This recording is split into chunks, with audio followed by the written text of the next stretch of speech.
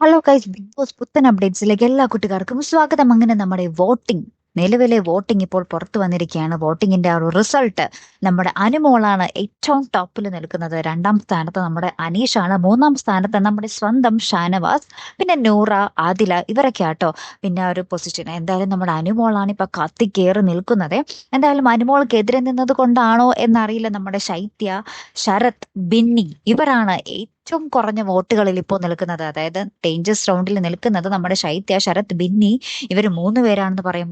മൂന്ന് പേർക്കും ഒരേ പെർസെൻറ്റേജ് വോട്ട് തന്നെയാട്ടോ ഉള്ളത്. 2.8% വോട്ട് മാത്രമേ ഈ മൂന്ന് പേർക്കും ഉള്ളൂ. അപ്പൊ ഈ മൂന്ന് പേരിൽ ആരാകും പുറത്തേക്ക് പോകാൻ പോകുന്നത്?